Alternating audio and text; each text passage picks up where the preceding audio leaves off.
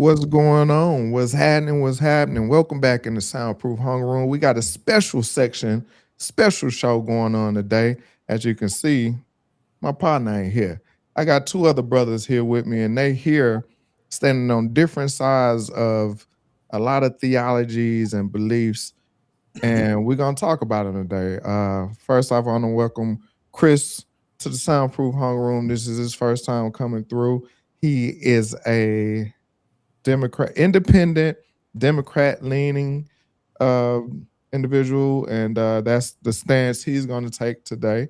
And Kurt, as you all know, is our Republican conservative that's going to take his stance today. And today we're going to have the debates, the questions, the conversations that you see happening in some of the chats, some of the groups, and all of that stuff. So, Chris, go ahead, tell the people who you is and what we gonna do today. What you want the people to get out of this situation today? Thank you again for having me. It's nice to be invited on something because I don't be doing nothing, so that was cool. What about me? Honestly, there's not really much to say. I'm a regular ass person that just notices the world, and so I just got stuff to talk about, and I got invited to do that. So here we are. What I want somebody to take from this, though, honestly, whatever you want. Take. It's not really up to me to tell you how to think about stuff. Just have fun, say stuff, comment. Mm, okay, all right, Kurt, how you feeling? They know you, but tell them what you're Okay. trying to do today. All right, man. Thanks everybody for watching first. And me and Chris has worked together in the past, so we know each other. So we're not new to each other, So what we talk about is going to be brotherly, and sometimes we might raise our voice, but that don't mean anything. For me, it don't mean anything. I'm quite sure him too. And you said, oh yeah. What I want you to take from this is that anything I say, I just want you to. I'm trying to get you to rethink things. And our first teacher is our family, but per se our mother, and she been taught something. And I just want you to question some things. That's all. Okay, all right, I like that.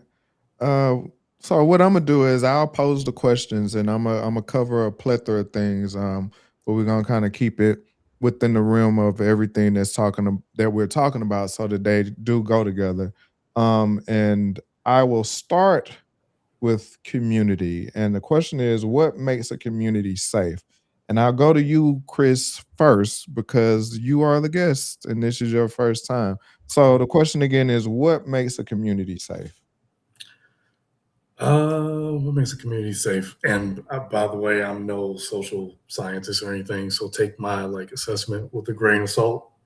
But what do I think makes a community safe?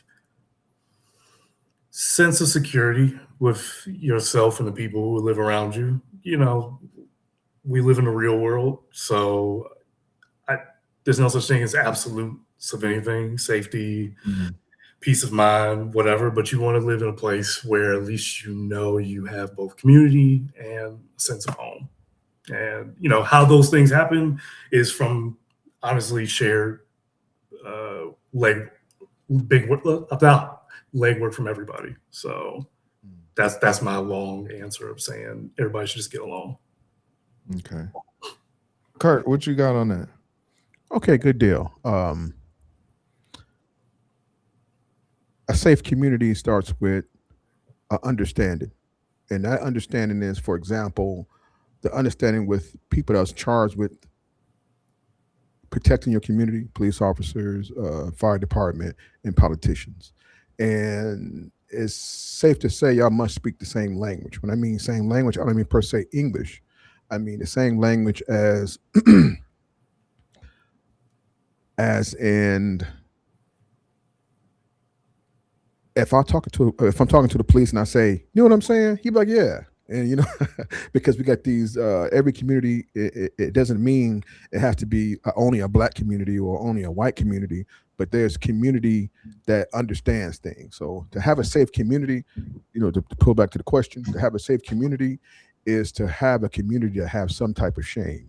If your community has no shame, then it's going to be rough because children tend to run wild in communities that has no shame.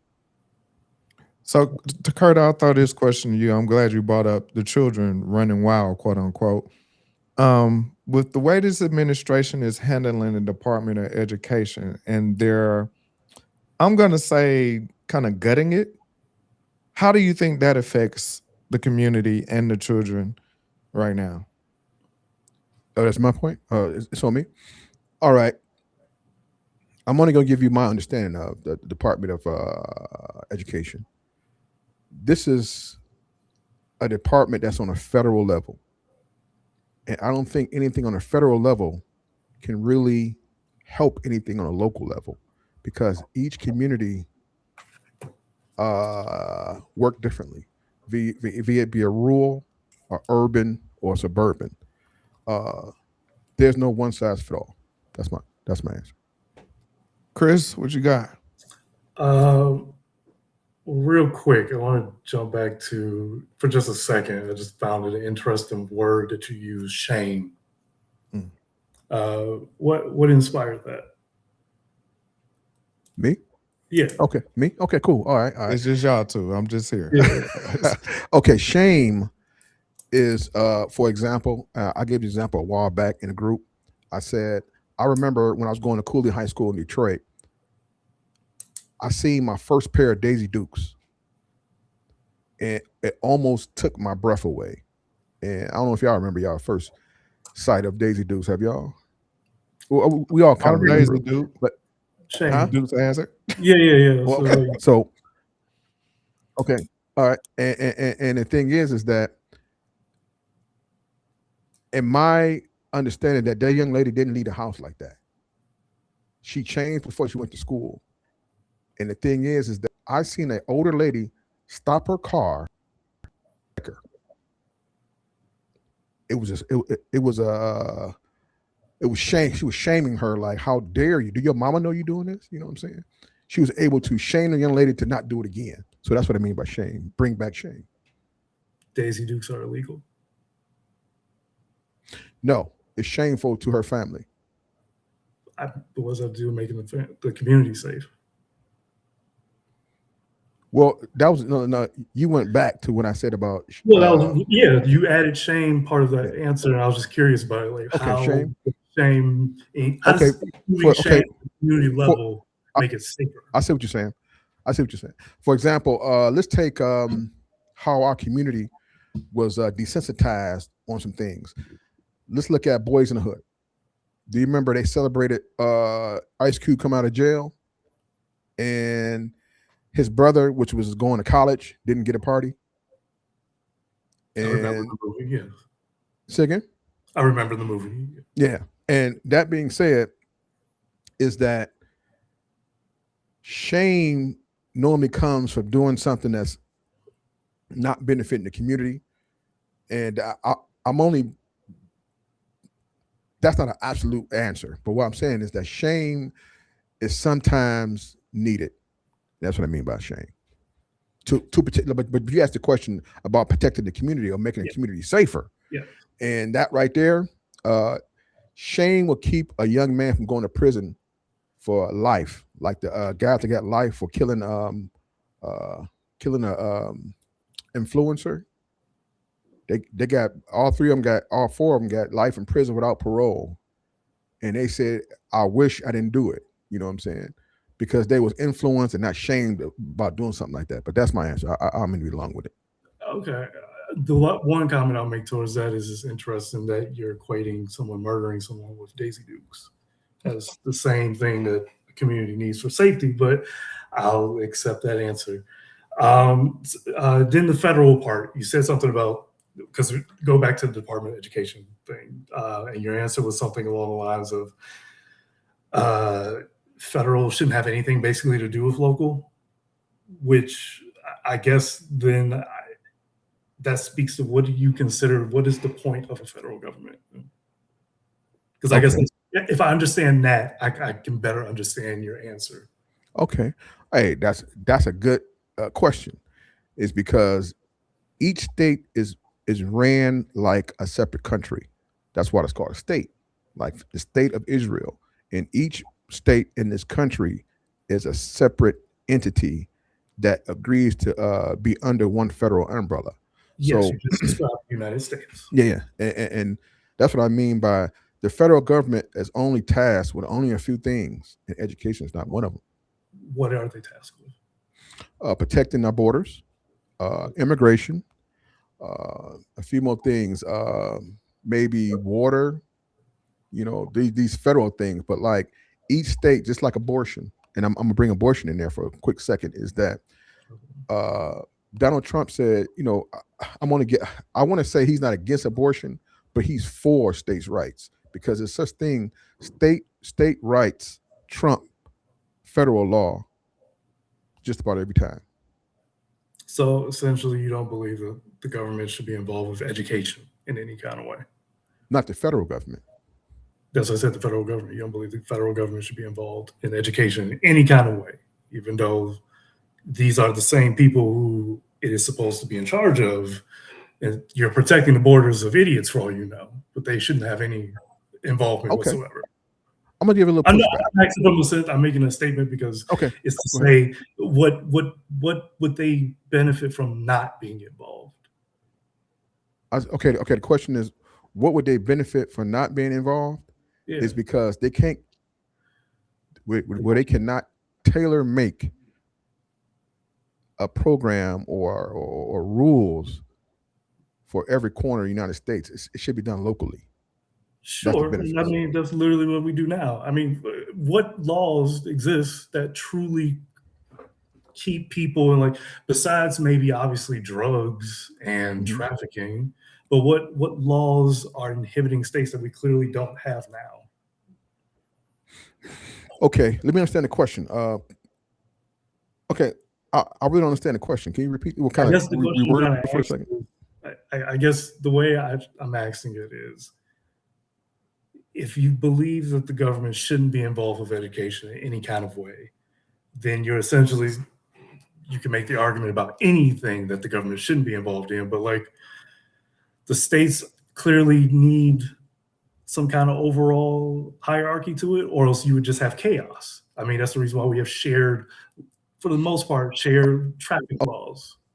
So the idea that they shouldn't be involved in education, like the one main thing to a society, you think that they shouldn't be involved in any kind of capacity.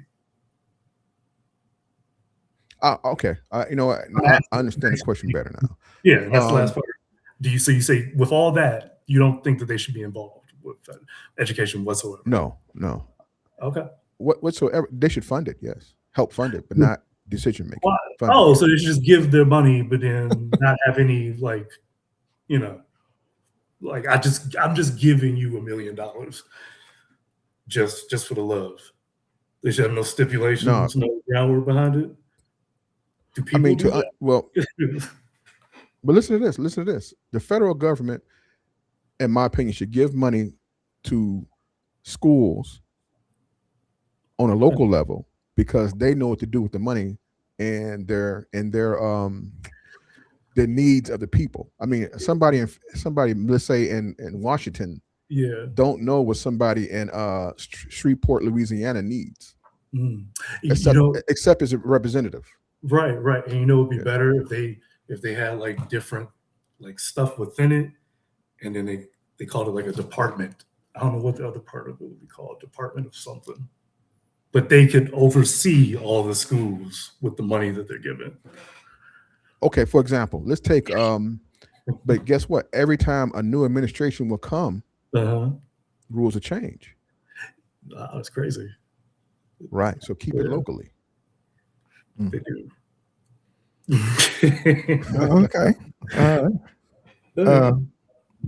Chris, you get what you wanted out of that? I guess so. Yeah.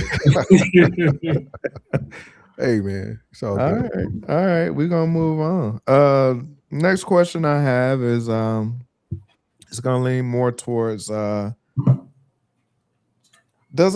you believe America propagates black violence? Why or why not? And Curt, we'll start with you on this one. Okay, cool beans.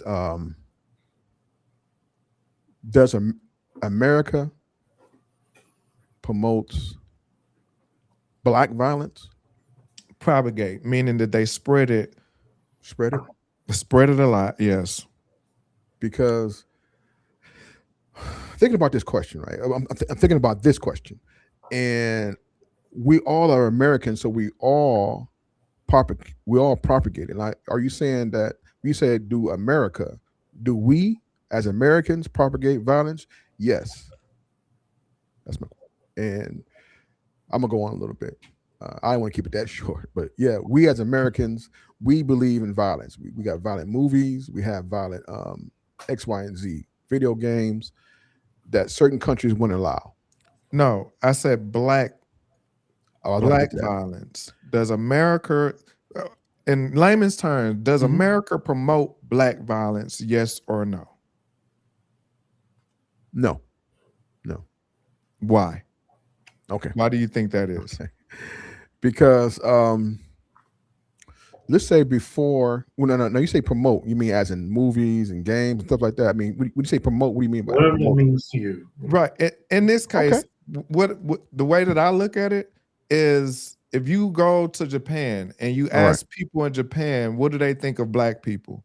Mhm. They're gonna say, and there are videos out there of people that have done this, they're gonna say they're violent, Mhm. they're thugs, they're Mhm. thieves. Mhm. And then they ask them, why do you feel that way? And they say, that's what we see in the movies. That's what Mhm. we see on the news and this and that. Why do Mhm. you think America propagates Okay. black violence? Okay.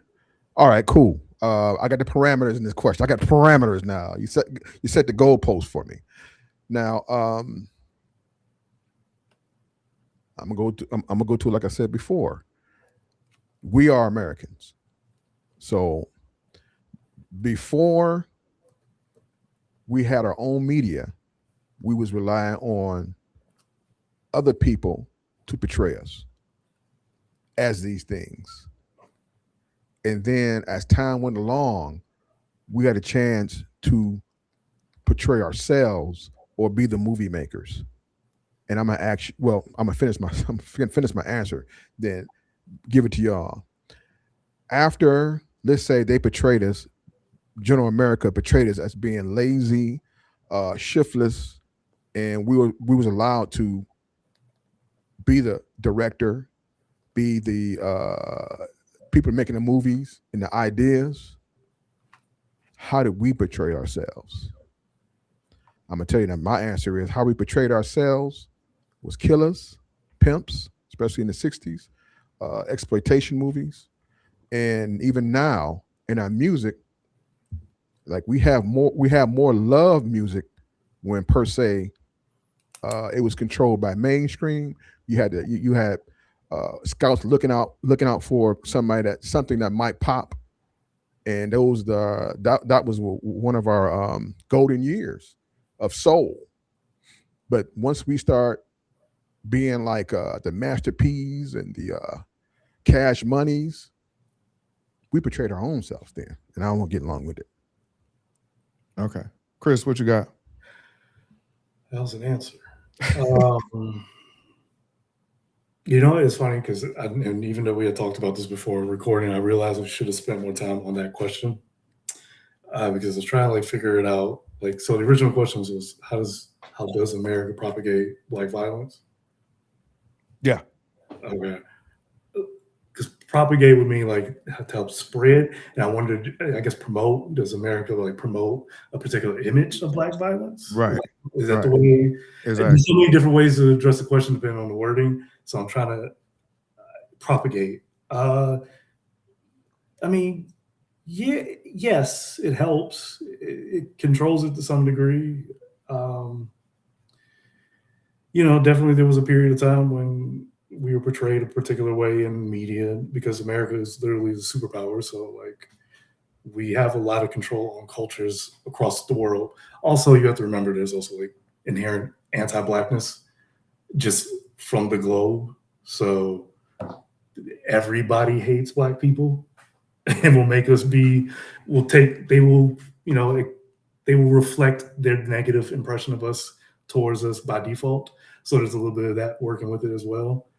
So yeah, sure, America probably helps propagate it because what is culture of America right now if not Black culture? We are culture. So whatever we show, the world will see, good or bad, I guess. Mm. Yeah. Okay. All right, Curt, you got something on that? I'm gonna leave it right there. I'm gonna let the people decide on that one. All right, Curt, for you, because you said no, I want you to, when you in your spare time, I want you to look up.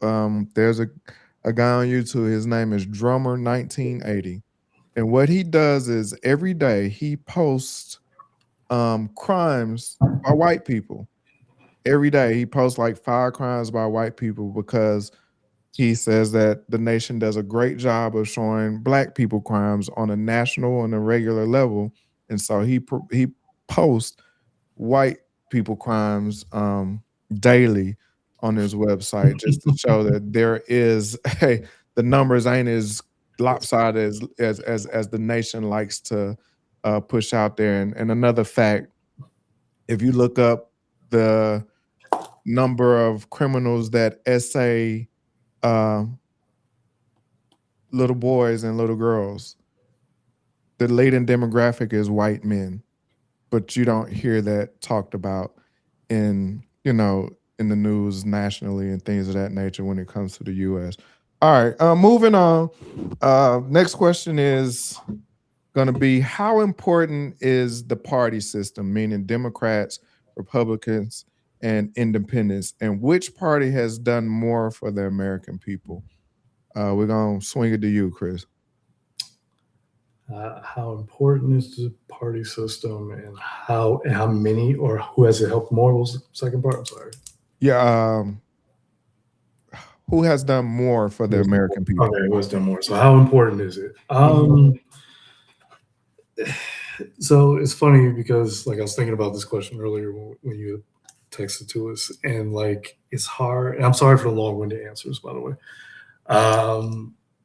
It's hard to really like say that because America has only known the party system. I don't know what we would be without it, or if it was changed. So, but it's important in the sense that it's been around for a long time. I mean, we could try to do something different, but that just requires will of action from people, which that's up to the politicians at that point. I can't speak. That's above my pay grade.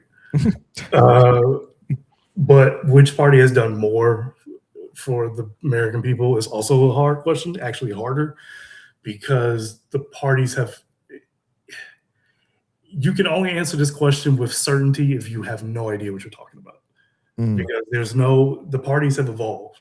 The parties of the Democratic and Republican Party of today are not the parties that there were. So if we were to talk about the span of the country and who has helped more, sure, I can easily be like, oh, well, what's always the talking point that I'm sure people in Curt's camp probably say? The Republicans freed the slaves.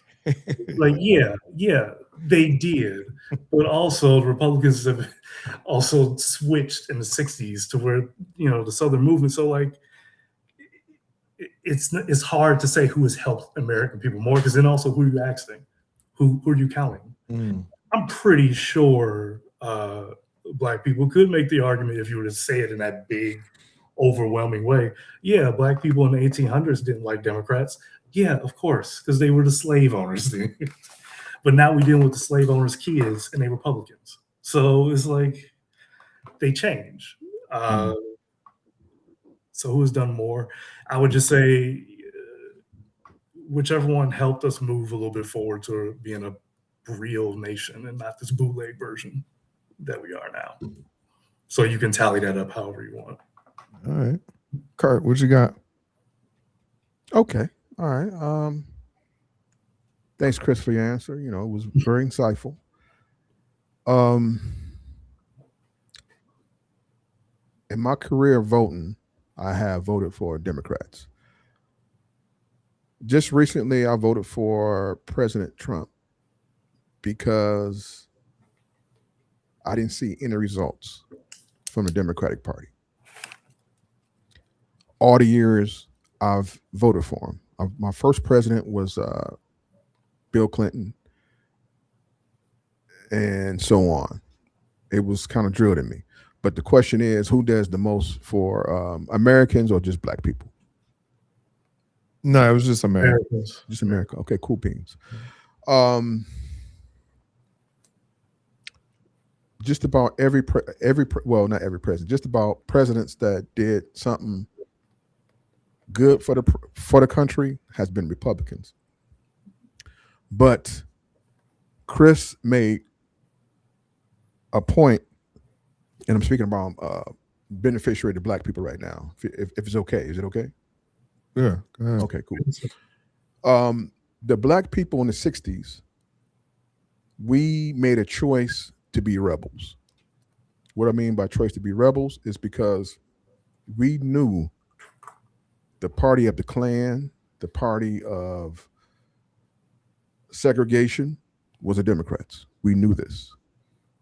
But we felt that the Democrats was the only ones can get things done because they had the majority. I'm assuming they had a majority. And there was promises. At the time, JFK was the president. He got assassinated. And then a Southern Democrat, LBJ, Lyndon Baines Johnson, became president. He used the word openly, the word nigger openly. He tried his best to get us not to vote, but he realized that, hey, let's change things. And I can't take anything from him for doing that. But the thing is that they had a plan. Their plan was to always be in control. And if it meant satisfying civil rights, because maybe they thought it was a good thing. Like, hey, the gig is up. Just like the owner of Dallas Cowboys, he didn't like black people. He stood against black people going to segregate, to integrated schools. They had a video of him doing that. But now he got black players. He's changed his mind. He became a different person. That's the human factor. And I'm gonna close it up a little bit. I know I'm getting kind of long-winded. But that being said, I started with black people took a chance on the Democratic Party. And we benefited from taking that chance. We got the Civil Rights Act passed and things like that. Because people looked at us like, why would you vote for that party for? Just like somebody look at me and say, Curt, why would you vote for that party? And I'm just like the person in the 60s. I'm taking that chance on something that get things done. So my last thing is that no, I'm in it right there. I'm in it right there. Okay, there was something. I just want to clarify the record. I'm answering the way you characterized the thing with the black people in the 60s is not true. Just armchair historian here, but like there was literally a swap where black people went over to Democrats, not because the Democrats were getting shit done. They weren't getting anything done. They weren't even sure, they were Democratic presidents, but there was nothing happening. This was a change that started from the 30s on up with the New Deal and then the Civil Rights Act. It wasn't just Democrats were just being all racist, but they were so sweet at politics. That's literally not true. Republicans literally realized that they were only going to win over Southern racists, basically. And so they just put their foot in that. Remember, it even makes sense in numbers. Even if you're not a racist, it makes sense. White people, there are more white people in the country. If all those white people just happen to be racist and I need to appeal to them to vote for me, I'm going to pick them. And so obviously that made black people upset. And it was like, fuck that. We'll just go over to the Democrats. It wasn't the Democrats are just too racist, come over here, niggas. That just didn't happen. So okay. I just want to make that very clear. Okay. Can I address that? Like Sean did to me with the YouTube. You asked me to look up something, when it comes to YouTube. Thank you, appreciate it, and I will look it up. And I want to. You said they all switched over to the black Republican Party. Black voters in particular switched from Republican because for a long time, historically, black people were after Abraham Lincoln freed black people, we were pretty much Republican from the 1860s. But up until that point, there was other stuff happening. Remember, Reconstruction, the failure of that. So then eventually it just kind of all culminated. It ended in the 60s. It started officially in the 60s, but like there was stuff happening in between that made us shift. It just didn't became that part. But to just say that wholesale, we were ignoring the racism for the political amazement of Democrats is just what were they doing amazing for? Because by that logic, what were they doing amazing so damn good for us? They would have already been doing it, right? If they were so good at it. You mean okay? Just so I can be clear. It's a logic question. Okay, yes. Yeah. Just so I can be clear. You said that for example, we had majority of our House people that was black in the House of Representatives was Republican at the time. Not necessarily. Well, before that, I mean, during Reconstruction, I would say. I'd have to look it up, but I would imagine that since we were voting Republican, then our representatives were Republicans. Yeah, right. And we felt that, well, to my understanding, we felt that the Republicans wouldn't get anything done because there was a smaller majority because of their views. Their views of black people was comforting to black people. And I doubt that, honestly. To be honest, okay, no. Sorry. Sorry. Like you said, during Reconstruction, the Republican Party was friendly towards us, right? I mean, when you free an entire people from slavery, we tend to be like courteous. We tend to be like, "Hey, I got your back." Like the abolitionists, people that wanted to abolish slavery, the abolitionists, was Republican. There were Republicans who were probably abolitionists. Yeah, I don't know what the majority, because that's a separate ideology from your political party. You could be a Democrat and be an abolitionist. Okay, but my thing is that that's when we got our after I would say Civil War. We got the majority of our we got the what's called that act that made us citizens, so we can vote. Not vote. Made us citizens. The 14th Amendment. Okay, the Republicans passed that. They were in power at the time, so yes. Okay, now being in power, like you just said, being in power. If you look at how many Democrats switched over to the Republican, now that's something like Sean can say we can look up. There's only one. Barry Goldwater is the only Republican that switched over. Democrat that switched over to Republican was Barry Goldwater. That's definitely not true. But also, what does that have to do with like black people? Specifically, again, that being said, go ahead. One of the longest filibusters against the Civil Rights Bill was a Democrat.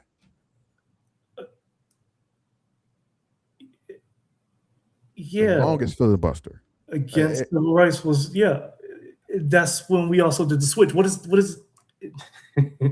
But my point is that in order to pass the Civil Rights Bill, they needed Republicans, and they did it.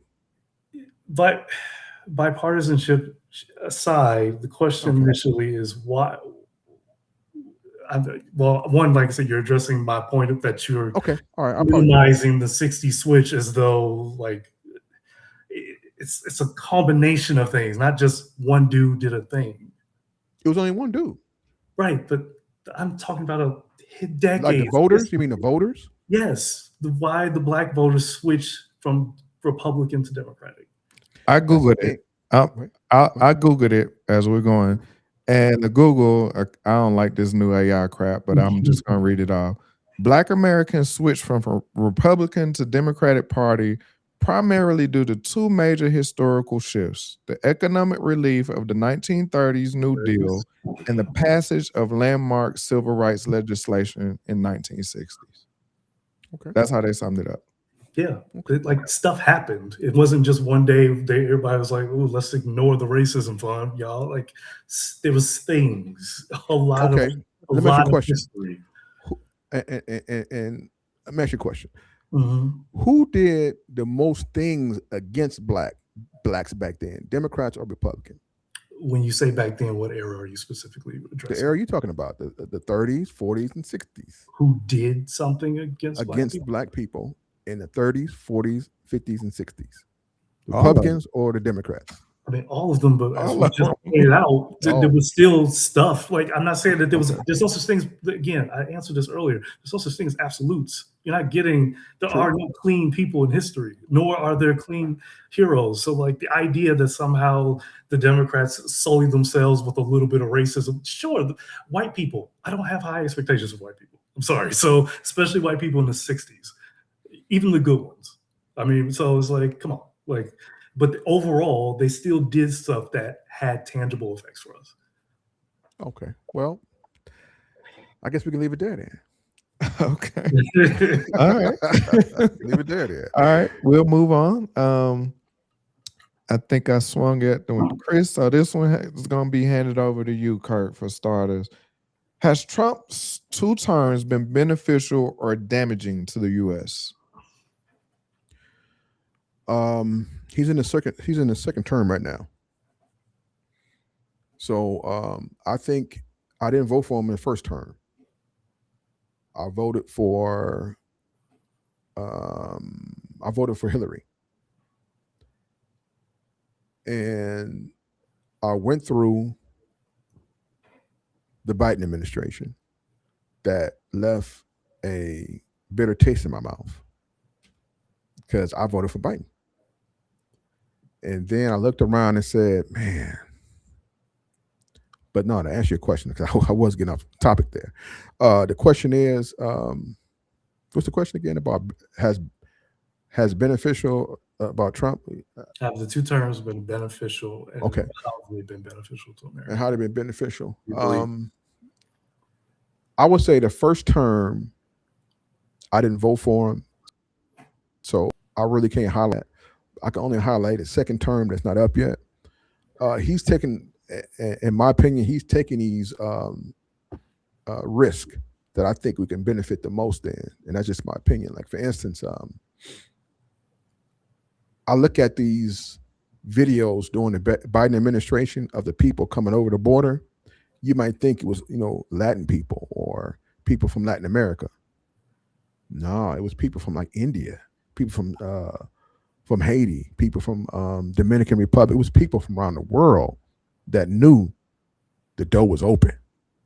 And once you get past here, they'll take care of you. Better than their own citizens. Let's go. I'm And they imagining pay people. Kurt was watching some video of like people in like sombreros and like Indian ladies doing that, and there's some Egyptians with the hands out. Like, you just, I'm sorry. No, it's okay. It's okay.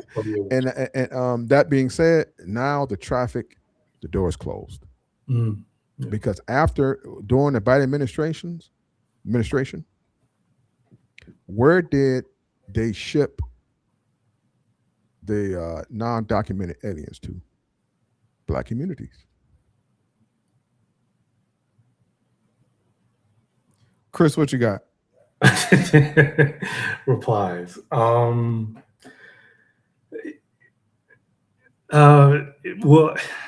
there was before the point with the Trump part, there was something you said, Curt, that was interesting. You said Biden's administration left you with a bad taste in your mouth. I'm just curious.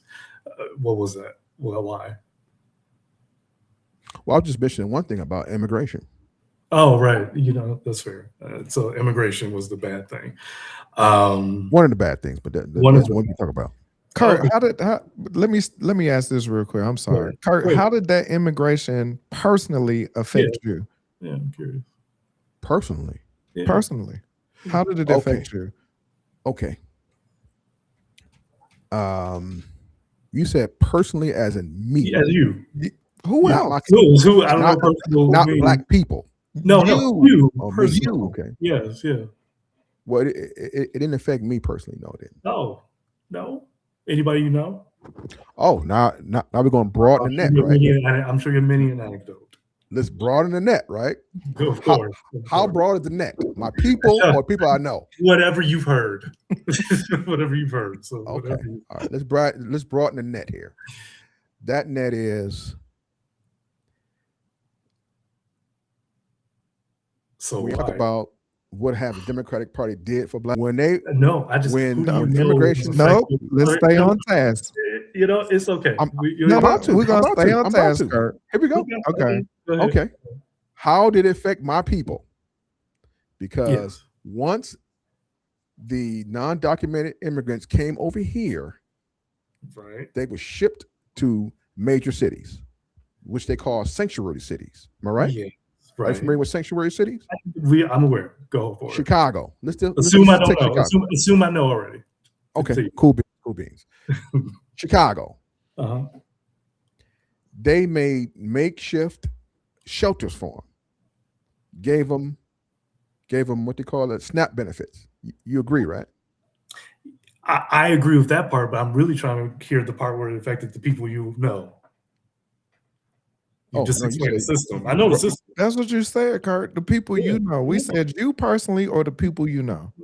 no. I actually brought in that my people, right? Yes, yeah, right.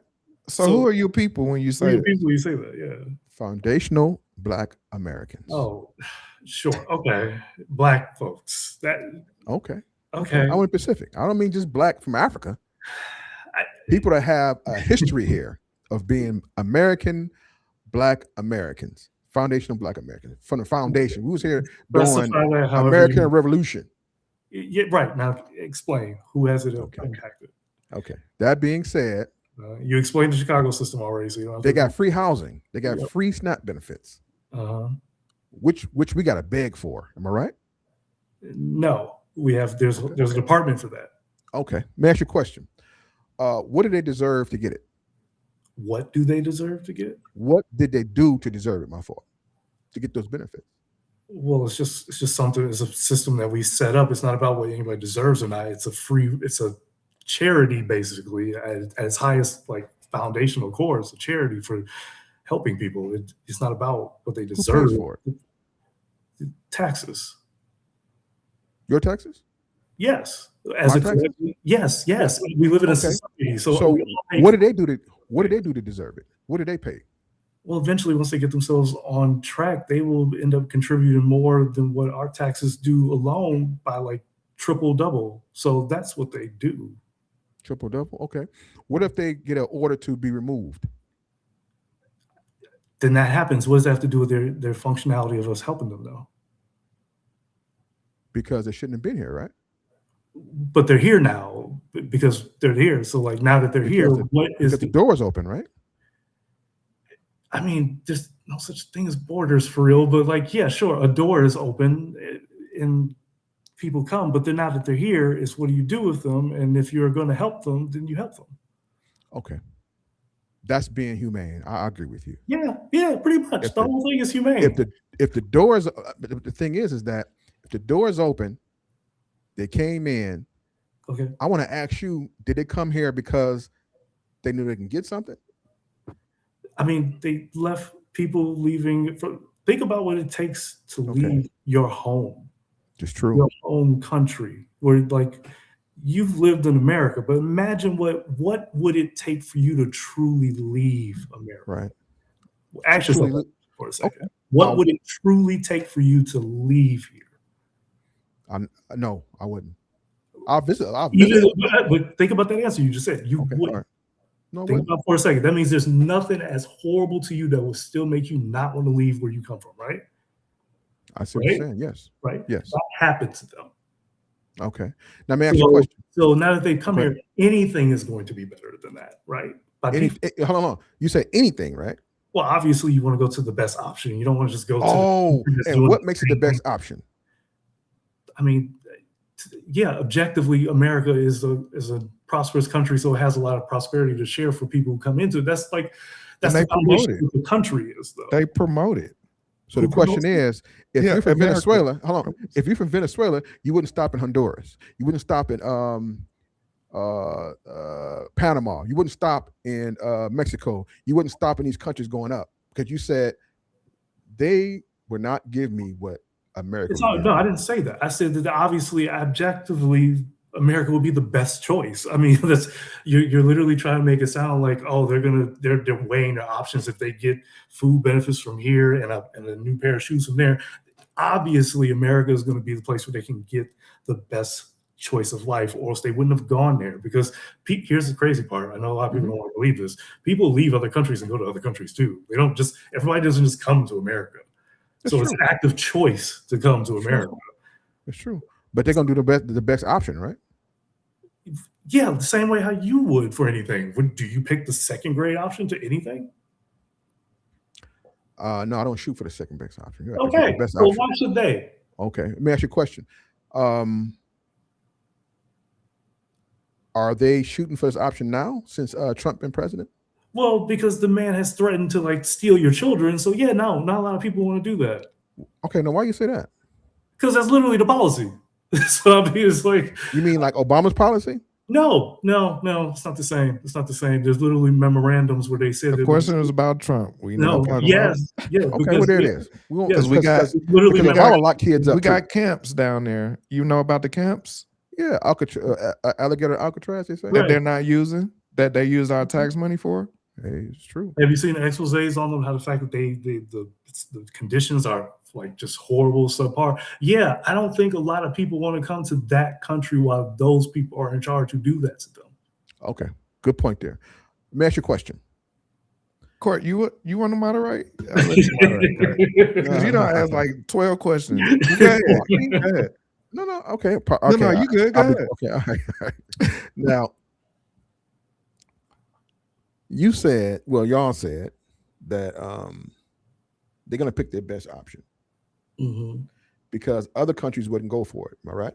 No, I didn't say that. I said that this was their best option that they chose. The circumstances for them going to other countries is, that will be those individual choices. But we're not talking about other countries. You're specifically talking about why they're here. I'm telling you they came here because we're the best option. Now, if I was Canada or Mexico or whatever, I would say, hey, we're the Canada option. I could argue for them, but I can't. But I know we're the best option. I mean, with caveats, but we are. So, yeah. All right. I'll leave it there. I'm glad you did. So, Chris, you didn't even get to answer the question. Yeah, what was the question? Has Trump's two terms been beneficial or damaging to the U.S.?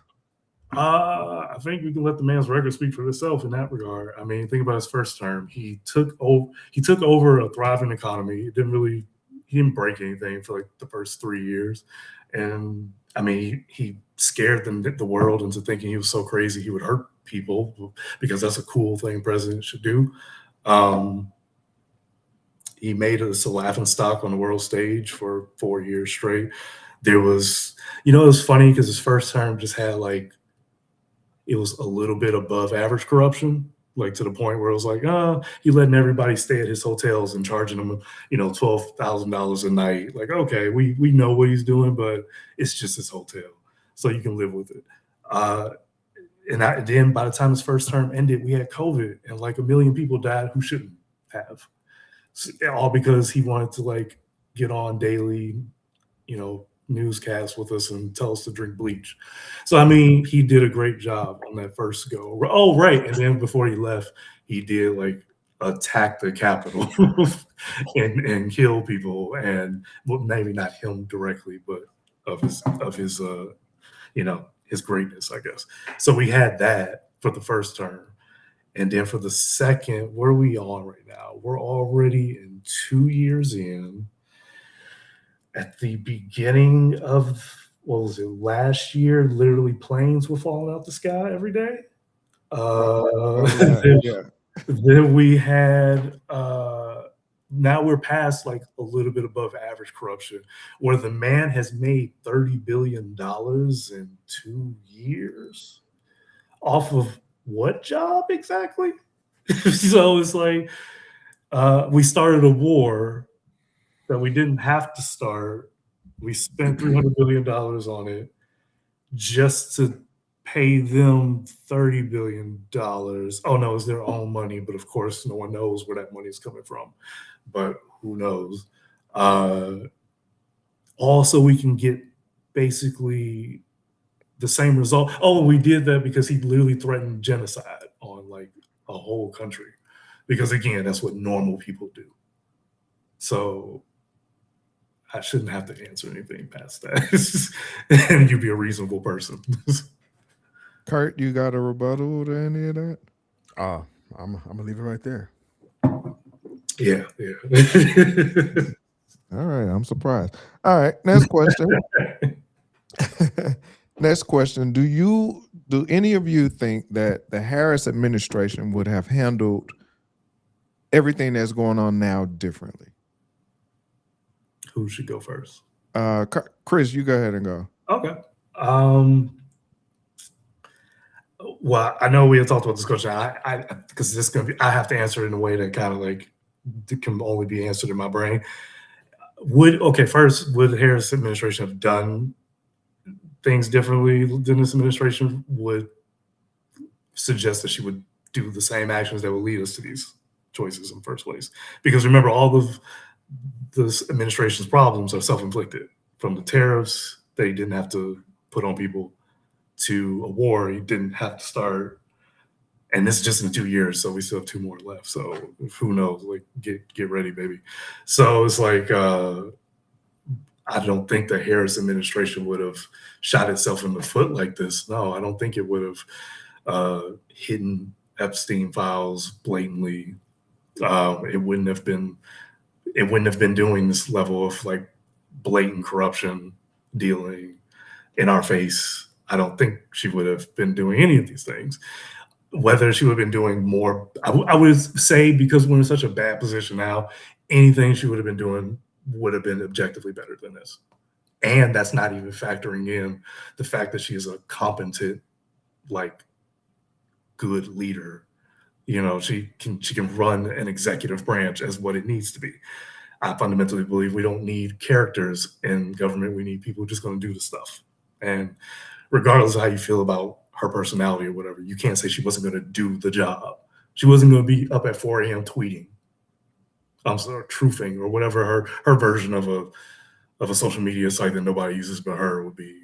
I don't know. She would talk about, what was that fruit they was joking about, cantaloupes or coconuts, some bullshit during the campaign. So yeah, no, she would be fine. We are literally in the hell timeline, so she will be better. Curt? The question, I'll repeat the question, because do you believe the Harris administration would have done things differently? I think I mentioned it before the show, is that to answer that question, we have to look at the Biden administration, because when they asked her what's some of the things she would have done differently, she said, no, I would did everything that, I'm paraphrasing, I would did the same thing he done. And those things would be keep the border open, support sanctuary cities, and when it comes to Iran, or I mentioned starting a war, I don't think those Middle East countries would have respected her, because they didn't respect Biden. And that's in my opinion. Did they start a war? I was saying, did that start a war though? Yeah, I just wanted to jump in on that one real quick. Did he would have started the war because they would have disrespected him so much? Okay, I understand the question about the war. Well, because we're saying the question was, what would he do differently than this administration? And if you want to pick Biden as the basis, sure, you set yourself up for that trap by default, because then would Biden have a war with Iran? Whether Iran would disrespect him or not respect Harris Biden is a different question than would he have started a war with them or not. Okay, the question is, would Biden have started a war? Because Biden is the basis you're basing your answer off of. Correct. So would he have started a war? Because that is objectively what Trump did. Iran didn't start anything. Trump did. So you can't say that happened any other way but that way. So would Biden do that? No. He wouldn't have started a war. Crazy. Oh, wow. Okay. He wouldn't. I mean, it's a straight answer, because he'd be too scared to. Oh, yes. That would be the reason. He's just too scared to start a war. He didn't need to start for no reason. Well, only crazy people do that. Okay. Let me ask you a question. Who was Barack? Back to Barack. It was Barack Obama's vice president. You said what? Who was Barack Obama's vice president? Oh man, who doesn't know this? Joe Biden. What? What are you trying to say? What are you trying to say? Did you see him at the library? The library. What President Obama's library is being opened. They had him there, Okay. and he looked at geriatric like a mug. He's older, He's Kurt. older. What is your What does that have to point do right That's what I'm now? with? What saying. does That's that what I'm have to do saying. with anything right Because now? you I'm about to weirdly break it referenced down. Barack I'm about to Obama. break it down. I'm about to break it down. Okay. All I'm saying, well, in my opinion, I think Barack Obama was running his presidency. You mean the presidency Joe Biden just had? Correct. Okay. So you think, in your opinion, because you want to always add that first, that you think that President, Because it's not a fact. huh? Well, it's still a I weird say that because opinion it's to not a hold fact. with based off of nothing, but let's just entertain it. You're saying that Obama decided to run. Also, what do you mean run his presidency? Is he literally in the office with him? Is he giving him spark notes? How is he doing this? Well, one of the things I just found out is that some of his transcripts is not in his library. And that's why it's called I think a museum and not a. Well, my point is that some of his what they call his correspondence is not in his library. Barack Okay. Obama's. And so, what does that have to do with And that running Biden's presidency? my point is that if you now this is my opinion, if you look at how Obama treats Joe Biden, he treats him like a minion Okay. all the time. Crazy Joe. I'm I think gonna Obama pull you. called him I'm gonna that. pull you back. I'm gonna pull you back. Okay, go What- ahead. What Because I does wasn't insulting. I transcripts got to apologize. do with whatever that was that you went past that? What do transcripts got to do with anything? Because the public get to look at how he was communicating. Communicating with who? Just like how we can hear Nixon on the phone. If you look at Nixon's correspondence, we can hear him on the phone. We can hear him doing everything because that's the people's house. But I'm assuming now I had to do research because I just heard this like 2 days ago that I'm going to get back to you on that because I don't want to make you were about to false. make something up, honestly, and I just it would have been funny because Okay. one, I think what you're saying is because I think what you're trying to say or allude to is that the transcripts of Obama calling Biden, is that what you're saying? Even calling Biden, and because there's no transcripts of those calls, you can like debunk this in real time. One, the Obama Presidential Center Library is a private founded thing, so it's not government mandated. He gives them what he wants. It's a curated thing so that it can tell its story. So it's a center, not a library. But it's not a government-run library in the sense that transcript. Also, those transcripts don't go both ways. They don't make they do transcribe calls to the president generally sometimes, but they don't make a copy for you, so he wouldn't have them. So even if there were some mysterious transcripts which don't make, because what are you saying? They called each other, or he gave them specific things to do. Like saying he controlled his presidency is a lot. And have you ever heard the phrase like extraordinary claims require extraordinary evidence? And you know what? That's why I say it's just my opinion. It's still a lot of an opinion. Yeah. But I have a lot of opinions on things. Like, sure, I could say I have an opinion on the moon is cheese, but that's a lot without much to go off of if I'm just saying it. It's true. It's true. But all I'm saying is that I'm going to research it more and come back with facts. I don't think there's much you're going to come back with, but go ahead for yes. You don't know. Maybe you should. You don't know. I believe you should. You don't know. You don't know. Okay. All right. That's Curt. That was a lot. But we're gonna go on. I mean, like I said in the beginning, I just need people to rethink. No. Just And we get that, know. Kurt. And I think with that last scenario that just happened, my thing is because we're in a world now to where sources and data and facts are readily at our fingertips. So if you make a bold statement like that, that's like you said, an opinion. But to the point of, like he said, I think the moon is cheese. That's what he believes. But then in that same space, give me the data. Give me where Something, you got that from. Give me something. something. And if you don't have it, keep it as your theory until you're able to support it. And Or at that's, least I don't think that's believe what it. we're saying. At least don't Because believe that's a huge assumption that you just made there, based off of what you've looked at and what you've noticed, how they act around each other, and the lack of transcripts. It's a lot in between that space, Kurt. And if that's what you they feel, control the man's presidency. that was heavy, Kurt. That's all I'm saying. It just you're gonna need a Okay. lot more to follow that up with. Okay, no That, problem. that, Hey, I have no problem debating yeah, two people. oh, you're not debating me. I, You you're not articulated what I was I'm saying just in a nicer saying. way. I have no problem I'm debating two just saying people, that man. I can was a do it. bold one, Kurt.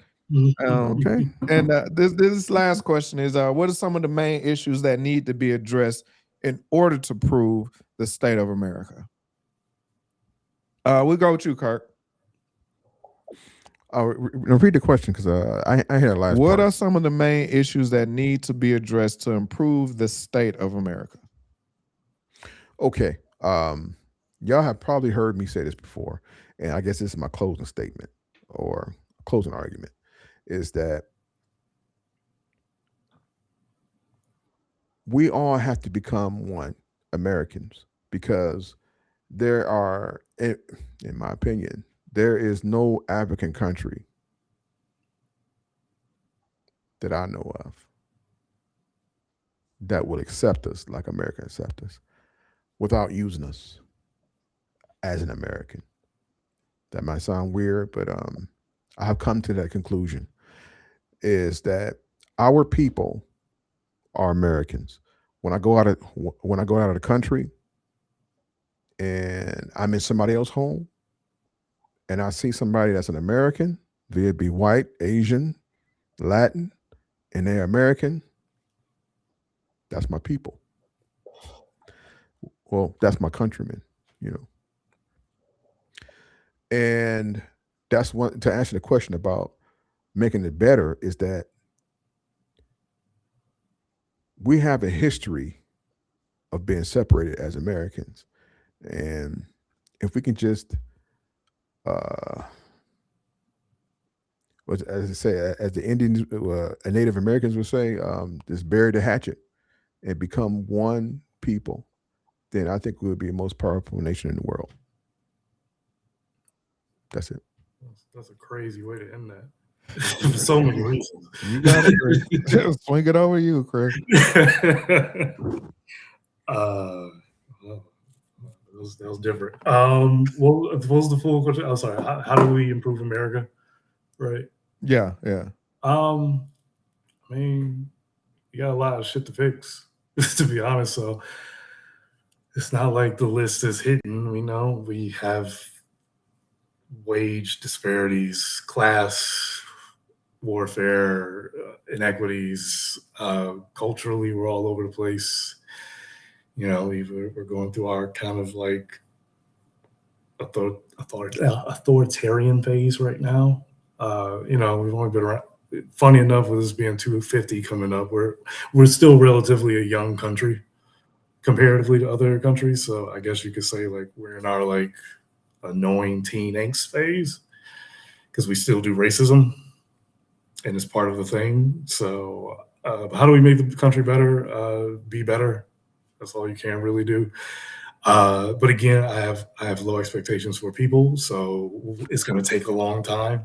But you know, as a father, I have to lie to myself and be optimistic. So yeah, we'll see what happens. If not, then we just kind of add that to the chapter and kind of hope that the next phase does a little bit better. Okay. Kurt, you got anything else you want to say before we get on up out there? Well, I have a podcast called Black American Relationship Reimagined, the Bar, and it focused on family and one thing we had to get back to is being the most married people in America or demographic part and stuff, because we are, we're striving to be one people. If we become one people, and if we can do our part and couple up, because kids benefit from a mom and a dad, or two dads, two moms, whatever I'm not hating on that, but it's good to have two people raise children, and don't fall for, well, I shouldn't say fall for. I don't agree with just one person unless you have to. Somebody dies. Well, raising a child by yourself is hard. It's hard. So I'm leaning towards family all the time. All right. That was a journey. That was a journey. You got it, Chris. I should leave this. I don't have any podcast promote because I don't even have a microphone like y'all. So, but if you want to talk about black, because you got into a lot of black stuff that didn't need to be black stuff, but if you want to get into black stuff, I can get into black stuff at another time. So I'm always down for that. But yeah, I had fun.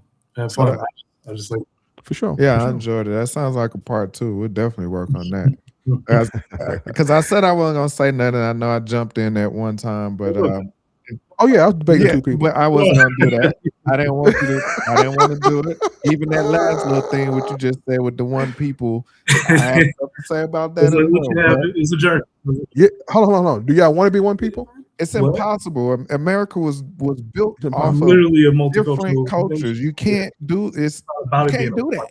It's not, I didn't say one ethnicity. no, I'm saying just one. well, No. even culturally, that's impossible. And that's why I said I'm not. Okay. If y'all want to go, okay, if y'all before can we do go, this one now, y'all can go right ahead. Go for it. hey, for example, and I always say this, and please don't stop me. Is that I will. do you have in common? Do you have more in common with a white American or somebody from the continent of Africa? That maybe, but that depends on the person. Because what if you're talking about a person from continent of Africa, American, who have like direct family ties to them? Then no. No, I mean somebody from Africa. Right, but I'm talking about what if you were like Nigerian American? No, I don't mean if there's a white person, in America, and there's a person from Africa, who do you have more in common with? I mean, it just depends on what I'm culturally aligned with, to be honest. So, Okay. I mean, sure, All right. we could both like burgers, but maybe I don't fuck with that. Maybe I like it. So, okay. Now, do a white American have more in common with you, or with a European? Again, it would be whatever they align themselves with. I mean, Polish families live over here too. So if you're comparing Europe, then I'm sure they share two people eating haggis. That don't mean that doesn't still break the point that America is a multicultural like behemoth. We're literally there's no other countries our size, but like Russia, and they're homogenous, of course. But like in China, but again, those are homogenous countries, but there's no other country as large as ours that has this many different people like that. The idea that there's some unified way of which we should see the world is literally crazy thoughts. That's not possible. You can put two niggas in a room together and add like two more, and then y'all will be saying the wildest shit that has nothing to do with the other thing. That's called a podcast. So imagine a country. So like imagine a country, and you want everybody to be uniform about it? That's crazy to even think it could happen. All I'm saying is that we have a history. Of what? Of what? That's what I'm saying. Of what? We have American history. Yeah, sure. We all live together, and we all exactly. Fight each other. So yeah. As a country, but okay, we always hear FBAs. We always hear Native Americans, whites, and blacks was here when this country was founded. You agree? Indians technically were here first, but yeah, but what does that have to do with? Yeah, but we have a history together as a country. That's what. And that's 250 when people years. live next to each other, right? Generally they have a history. Yeah, 250 years together. So when somebody come over here from Africa or Europe, they got to take a test to learn about our history to become a citizen. It's the naturalization process that all countries do. Yes. Yeah. And because you have to know what we went through as an American, who we are as Americans, even though that history might be with blood, sweat, and tears on both You don't sides. typically need to know that much. You don't need to know Ken Burns' level of information. You just need to know, the national anthem. Shout out to Ladies Ken Day. Burns. Shout out to Ken Right. Burns. So yeah, sure. PBS. You Shout need out to to learn- PBS and Ken Burns. Yeah, Ken Burns is that guy. But yeah, so yeah, you need to know some things, but you don't need to But be a historian. exactly, you don't have to be an historian, but you got to know what these people, us as Americans, has been through. Again, you're naming the process that all countries do. But I'm talking about ours So, Kurt, specifically. let me challenge you. I'm sorry, Chris. No, Let no, me go ahead. challenge you, Kurt. So if Okay, I debate a second person. Keep going. I see what you're doing, it's not gonna work. Okay, Okay, go ahead. you know what? I'll follow up with something. So, because initially this was about America, like I said, you believe that there's what is an American culture? Because here's the thing: you keep repeating history, but history is an ingredient of culture, but it is not the only thing. Like, it is obviously the foundation of it, but obviously there's the stories within history. There's the peoples. There's the things that happen. That's how you develop culture, shared stuff. So, like, when you say American and you only say history, it's ignoring all the other pieces of that, is to why I'm saying that this shared American culture you're trying to say, because you kept initially talking about, I have more in common with a white person than somebody from Africa. Kept saying Africa multiple times in a weird way, but it's like, yeah, sure, we all live in proximity of each other, but my history is different from that white lady, probably. and My and history now is, and that's just part of everybody has a different one. So, like, when you keep saying that, what are you trying to signal? Because of course, no, my history will not be anywhere like that woman's or that white man's or that Asian guy or that person. Definitely won't. But being biased, definitely won't be the white one. So, and that's what I was saying. Like, if I'm a middle child that's from Atlanta, I'm gonna probably have more in common with a middle child in California. You know what I'm saying? So for you to just say just because of proximity makes us closer, that's not necessarily true, because you have cultures and you have different type of scenarios. Like, if you were oppressed in Africa and then I was oppressed here in America and then we come together, I'm probably gonna have more in common with this oppressed African than my oppressor here in America. But I was here with the American oppressor, but I was the oppressee. Right. So I would have more in common with the person that was oppressed in Africa than I would have more in common with the American oppressor. I disagree. Okay. Okay. I can only guide you Because it's more, because I think you're generalizing. But I mean, but you are generalized by saying that there's an American culture, but yet you don't really say what the American culture is. You just say history, because history. It's our history. But culture is not just history. We keep saying that, and you won't give an answer outside of history. Like you said, we are a new country. No, but you say that the history makes us one culture, because again, you can have a cult. So what is that culture specifically? Okay, there are a genre called the Americana, our culture of freedom, or how we view freedom, I should say. That no other, and we don't see it because we live in it, but people outside of America are like, yeah, that's freedom, because they don't enjoy it in their country. So we have a culture. For what, if I take your answer at face value, our culture. You froze there, man. We lost you, Chris. Yeah. Look at that American culture. Okay, there you go. All right, Chris. Repeat what you just said. You was frozen, Chris. Repeat what you just said. I'm sorry. Where did I get cut off at? I'm sorry. This last point that you made. Just start. Basically, you're saying that American culture is basically the paraphernalia and the aesthetic, and then people from out of countries see that and be like, that's America. So I guess, are you determining American culture about what outside countries see, or are you saying that our shared culture is just hot dogs and American flags? That's our culture, not just because I mean what you described was just aesthetic, but our culture is Okay. For instance, let's take our culture. The music that white people sing, the music that black people sing, the music that Latin Americans sing, the music that Native Americans sing, comes from an experience here. Our soul music of oppression, let's say, being discriminated against, or